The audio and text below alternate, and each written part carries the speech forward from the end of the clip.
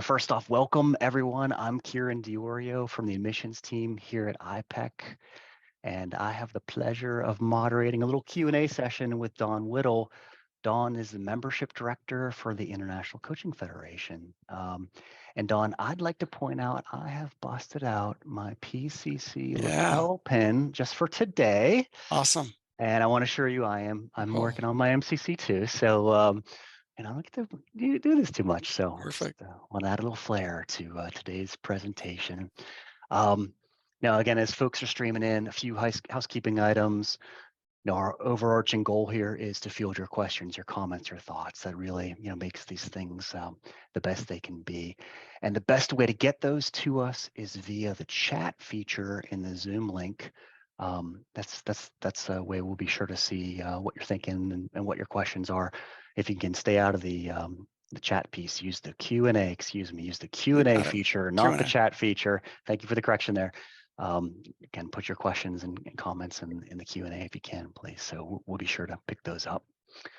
Hey, we have some folks supporting us today. I just want to say thanks to Evan for keeping everything in the flow. We appreciate your help as we put this shebang on here. So let's get started. And once again, welcome all. Don, thank you for joining us today. The IPEC and the ICF had a long-standing relationship. People coming from all walks, a lot of different perspectives, maybe some more experienced people, maybe some newer folks. As the questions are coming in, maybe would you share a little bit of background on the ICF, its origins, why it Sure. was formed? Yeah. So ICF is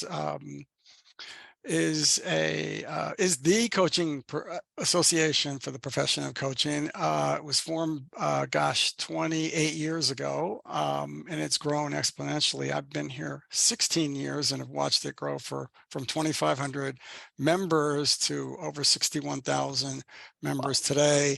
Credentials were about 2,000 credential holders back then, and now there is 50,000 credential holders worldwide in all Whoa. countries. I think we're in 140 countries, and so it's just been a real evolution of both membership and the credential and just the organization as a whole, because we've kind of transformed into doing more, being more about all things coaching. We've got a foundation and coaching in organizations.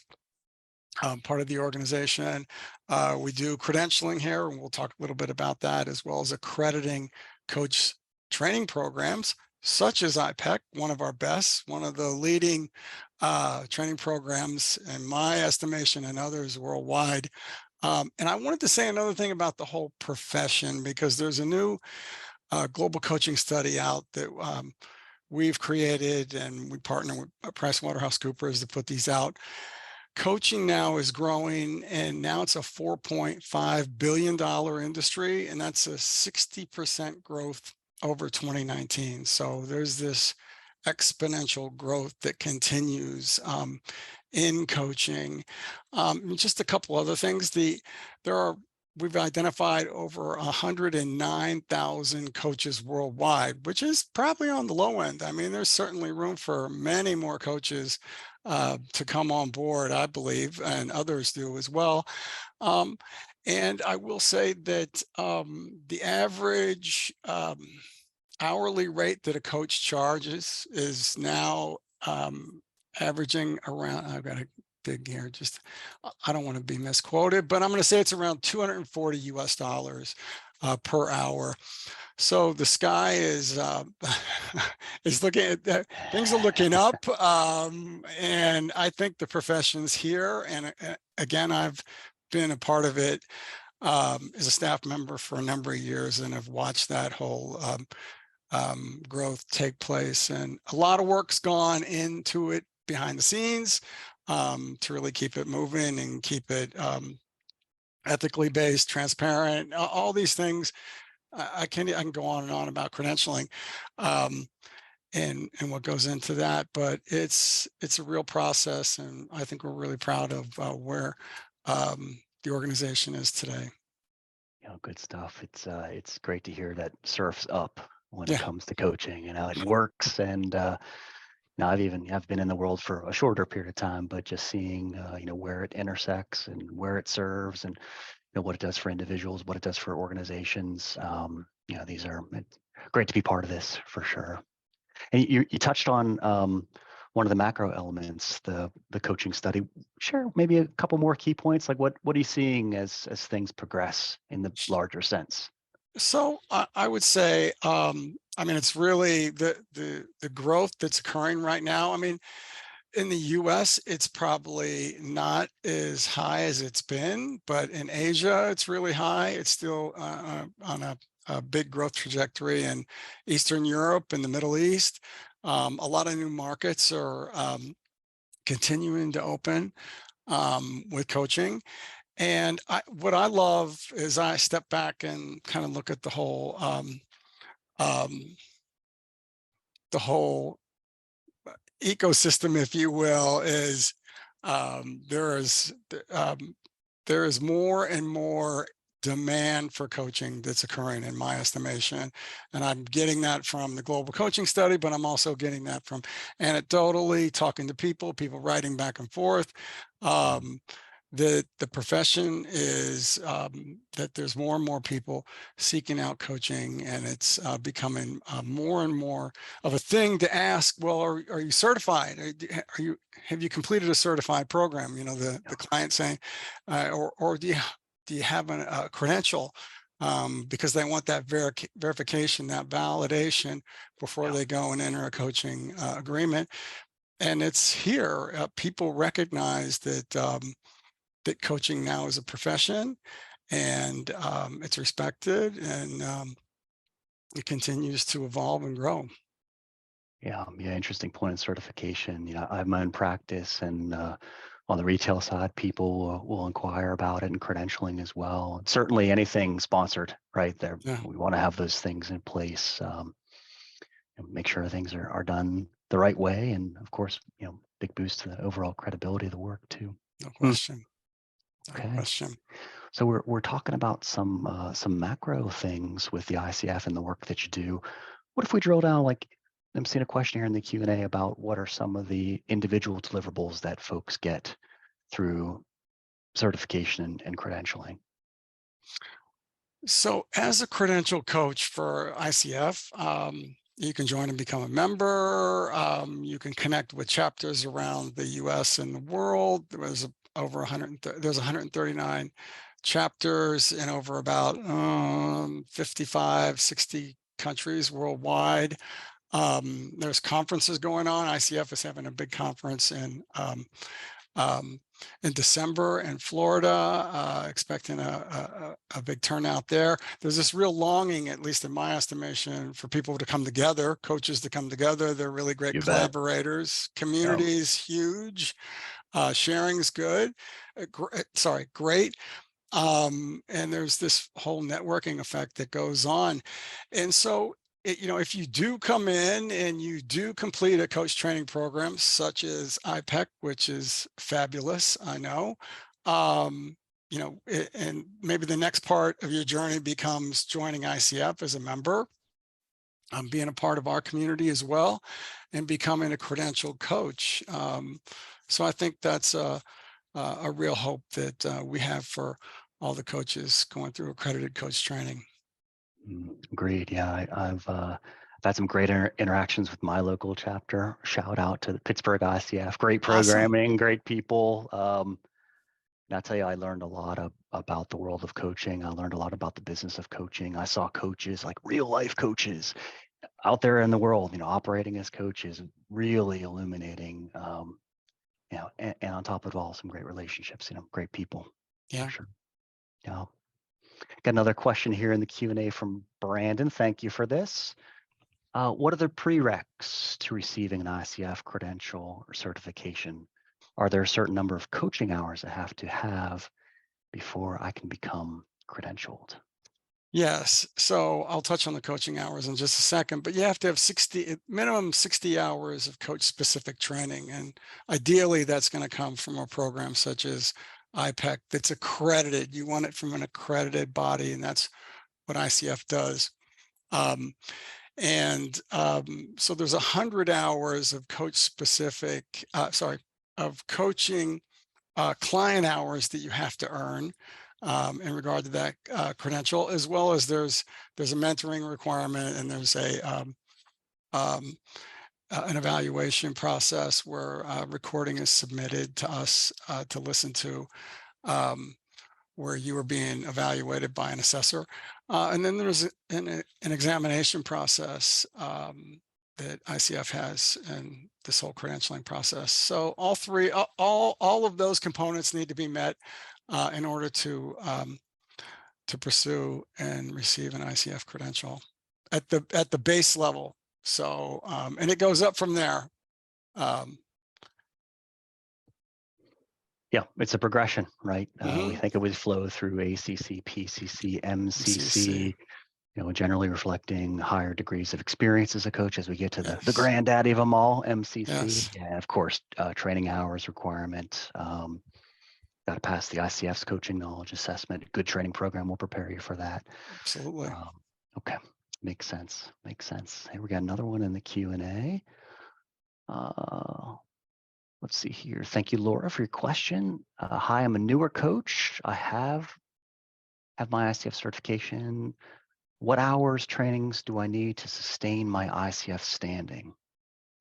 So you would need 40 hours of continuing education units to renew that particular credential. If you are credentialed, I know you said you were accredited, but if you do possess one of the 3 credentials, it's 40 hours. 3 of the hours have to be in coaching ethics. And if it's an ACC you're renewing, you're going to be required to take 10 hours of mentor coaching, but no more examination. Just need Yeah, to pass that once. hard part's over. You bet. You bet. Yeah, we got more questions coming in here. Let me pull this up. Okay, this is on coaching hours. What can I count as an hour? Does it have to be something one-to-one, or can it be coaching with a team?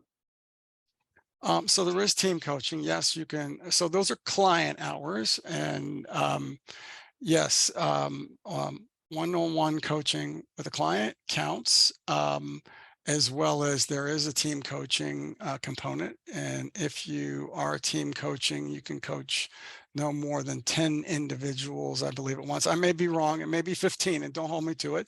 But the point being, each of those individuals you are coaching, it doesn't count as 10 coaching hours. It's 1 hour of coaching with those 10 individuals. Yep, makes sense. Makes sense. And Don, we've got paid coaching that meets the experience definition. There are Mhm. other flavors that coaches can use Yeah. to increase their experience and build that coach log. Would you dive in a little bit there? So there is bartered coaching where you could partner up with another coach outside of the 4 walls of the coaching education you're taking. So if you're at IPEC, this is out. It has to occur outside of your IPEC curriculum. But you could do barter coaching, and I give Kieran coaching, and he gives me coaching, and that counts as paid hours of coaching. Yeah, yeah. And then, I find most coaches have heart, right? There's a degree of pro bono There's pro that bono counts. as well. Okay. There's a cap to the number of pro bono hours you Right. can count, but yes, you could do pro bono coaching as well.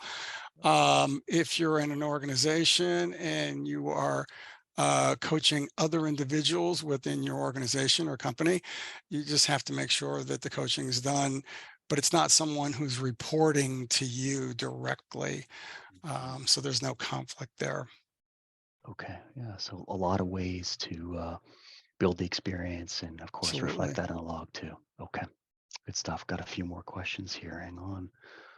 Let's see what we got. Oh, okay. Interesting. Notice some changes in the way ICF classifies training programs. Maybe this person was looking at this Oh before, boy, now here we looking at go. now. Yeah, go Yeah. ahead. Yeah. Sure, I'll Uh, listen. Go w- ahead. yeah. Would you share some of the background as to why those changes were made? So it's again part of the whole evolution of ICF, and I'm going to the site right now just so I'm not um, so our coaching education department was always in place, but it wasn't as in depth. The team wasn't as in depth. It's much larger now. It's much more focused on approving coach training and programs. And I'm on coaching education.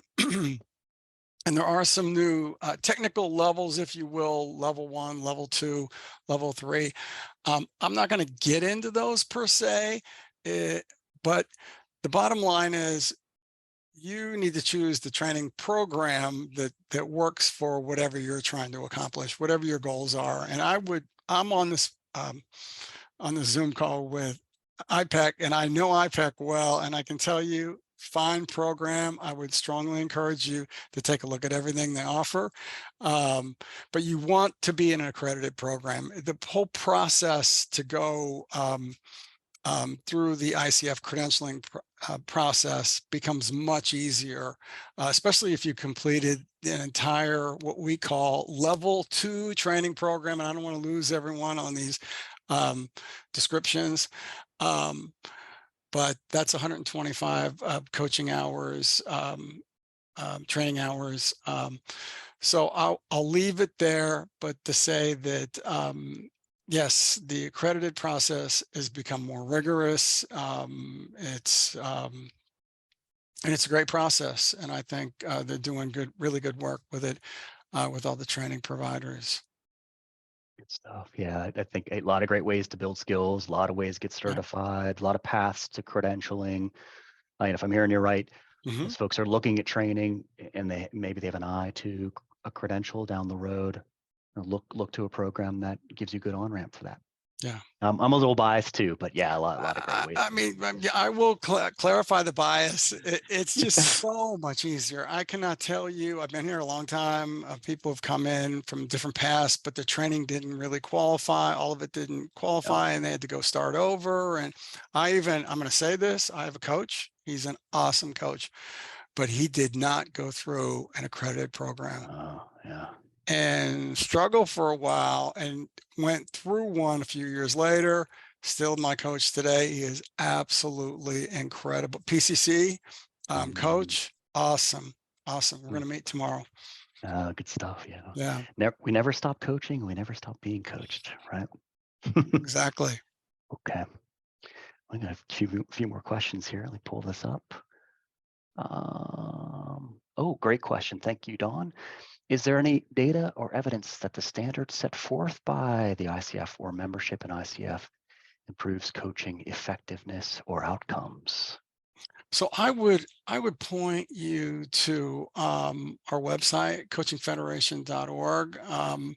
And there is a lot of research around that before I go and start talking about efficacy of coaching. But if you go to the website and under research, there's a research portal there where you can find different white papers and such. And if you type in whatever the issue is, coaching efficacy, you can find the latest, greatest research on that and what it says. Yeah, I know there are differentials in comp for sure between certified and non-certified folks. I'm sure that tracks with the credential as Yeah, well. Okay. absolutely. Hmm. I got more questions coming in here. Let's see here.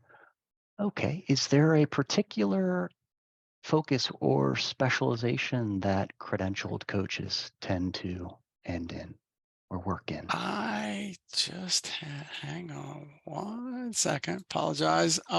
Testing your So research I was abilities here. just looking at this from the global coaching study of where most of the people are landing now. And it is fascinating. It's largely business. 34%. This is out of the total number of surveyed people, and it was over 10,000 that contributed to this global coaching study. 34% executive coaching, 17 business and organizations, 13% Um, I must have missed one there, but it's largely so.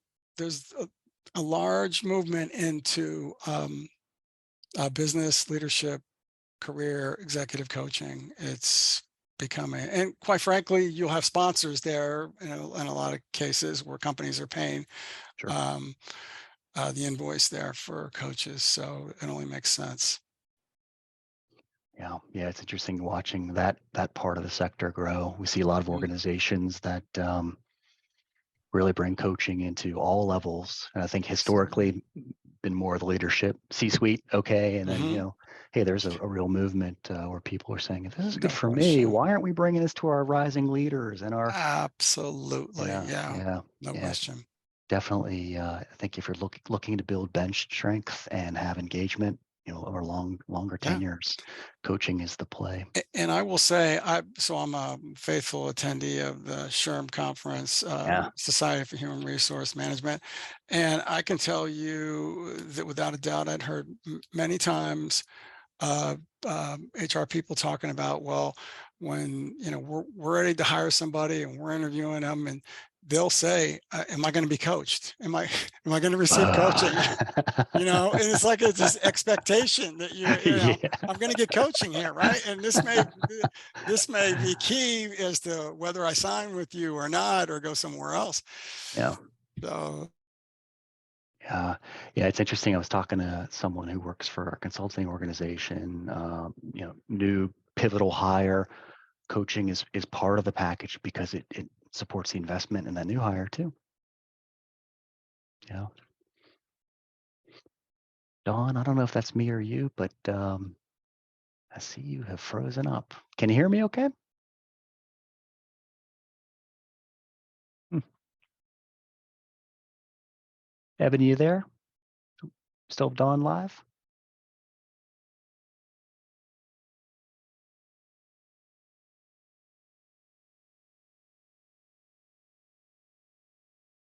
Echo? Hello? Oh, okay. Yeah, it looks like we might have lost. Oh, there he is. sorry He's about that. back. Yeah, Yeah. I apologize. Was that on my end? It probably was.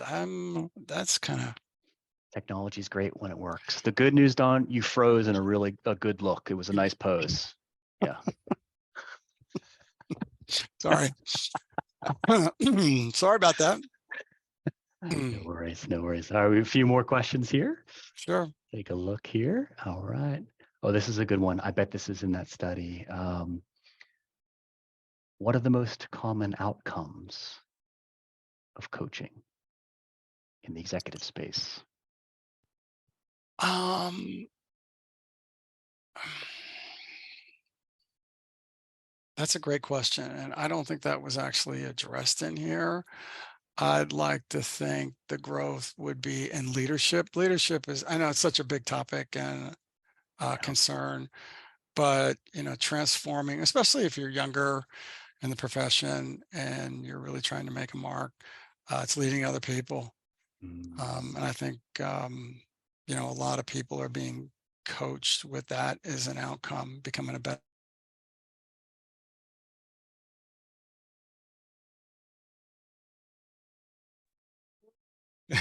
You're back. I don't know what's happening. I'm sorry. Oh my gosh. Yeah, you were just we were talking outcomes, and Yeah. you mentioned leadership. I remember I haven't looked at the most recent study. I think I'm quoting from the 21 or 22. Hmm. But as it drilled down, people would engage coaches for many things. Hmm. That's really all over the ball. Of course, Yeah. it's a really personal thing for most Yeah. folks, even in a sponsored setting. Yeah. Um, I recall main outcome was communication improvement. Right. And Absolutely. of course that Yeah. tracks to leadership. Of course that tracks to Yeah. interactions, ultimately results. A- So And I would even say the life coaching angle of work life balance. And yeah, I mean, I think, and now it's like I'm remote. Sorry, I'm not remote, but I know you are here. It's like I'm yeah, I'm yeah, I'm here and I'm not in the office, and yeah, yeah, and that's a struggle for many, I'm sure. yeah. You bring up a great point. Like in my private practice, I'll usually talk about like distance leaders. Mm, And, when I started in the work world, my boss was 2 doors down, same building, right. right? That Sure. that person still exists, but probably has 4 or 5 offices and is probably, Yeah. even if they're working in person now, there's a distance there. That's that space that Yeah. coaching just fills really beautifully. No doubt. Mm. All right, got a few more. Let's see what else is coming Okay. in here. I'm watching time. Got a few minutes left here. Okay. Interesting. Are schools embracing coaching instead of counseling for young children and families? Hmm. So I know that there's been a lot of initiatives over the years where coaching has been brought into or purported to have been brought into school districts and such around the U.S. I don't have any reports on that or where it is. I've heard on the from the college level where it's been brought into just the whole career path piece and where you're going to go next after you graduate, um, and how's that whole transition process. But I don't have any specifics on that Mm. for schools either. Yeah. I've got some anecdotal examples. I have a good number of students who are focused on bringing coaching to educators, school Excellent. leadership, school management, school boards, things like that. Mhm. And it's kind of interesting, coaching generally for people, adults, right? Mhm. Historically speaking, but I do think it even ties to the initiatives and like SEL, whatnot that's happening now. That they do tend to overlap in some Yeah. degrees. So definitely something I expect to see more of in the future. It's going to Sure. be, I mean, it works, right? Yeah. Why not do it? No So, question. yeah, we got a bunch of questions here. I want to try to hit them Boy. all in time. So let's see. And if we miss you, feel free to reach back out. Always happy to chat individually, folks, too. Let's see here. Okay, thanks for your question, Bianca. What kinds of businesses do coaches have an easier time getting into? I don't know if there's any kind of statistic or research that's been done on that specifically. I would say any business, quite frankly, Mm, because you could always bring in the coach approach, whatever your specialty is, or whatever you're coming to work for. If it's not just as a coach, that you could bring in those skills and make a difference. yeah, just to pivot from that, interestingly enough, best kept secret, Fortune 500, Fortune 100 companies, coaching's all over the place. They'll have internal coaches. They will engage outside coaches. So I think some of the paths are pretty well worn there, and those are open spaces. But that would span all industries, Yep. right? That's going to be a variety of different directions and types of operations. I see a lot of coaching happening in small business. I can't tell you how many small business Mm, owners that I know that personally have a coach, and like it's a very important mm, aspect of their operations. It's a very important aspect of who they are as they're leading a small business, for example. And to your comment earlier, Don, about like the whole person, big part of how they balance the work with other aspects of life. Maybe it's mhm. family, maybe it's other relationships, maybe even their relationship with themselves. So super, super common there Yeah. for sure. Yeah. Okay. Let's see what else we can get to here. Okay. Good general question. What's the benefit of having an ICF credential to a coach and coaching practice? So again, it's that whole verification, validation piece that you've completed the training and now have been verified in all these other areas that you're coaching to a certain level. Yep. Um, I think that's really what it's all about. And I will say that, quite frankly, all the data shows that if you are credentialed or certified, you're going to earn more revenue wise. Yep. And it was as high as 25% higher Yep. to the non-credential peers. And it may have maybe that is a little bit lower today, but not much. So Yeah, yeah, it's a great point. I think certainly higher comp, it does open some doors. It holds some doors open so you can get in there and do the work. And I always like to stress, what's behind the credential, what's behind the certification. It's about skills. yeah, Folks who are credentialed know how to open a session. They know the key tenets of coaching. They know just what they know what to listen for. They know what to do when they hear it or see it. They know how to string a series of coaching sessions into a successful coaching engagement. So always goes back to skills. true. And I've been doing this for a while. The more powerfully we serve, then the referrals happen, and that's still gold in this business. So Absolutely. a lot of benefits. Piece of paper is one thing, very good, but it symbolizes and signifies a lot of really material things behind it, of course. Yeah. All right. Well, hey, we are up on time. If we didn't get to your question, my apologies. We are absolutely open to connecting with you post, and feel free to let us know how we can serve.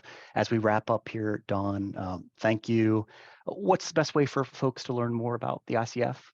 Go to coachingfederation.org. If you have any questions, you can go to support@coachingfederation.org. Awesome, awesome. And if you'd like to learn a little bit more about IPEC, check out our website, ipeccoaching.com. A lot of great information there, and there are some really easy ways to connect with our admissions team. Happy to chat further. And outside of that, we will wrap it up. And just want to say thanks. A lot of great questions. That always makes it. Don, a lot of great info. Thank you. Those two add together, great content. So thanks again, and look forward to talking to you all again soon.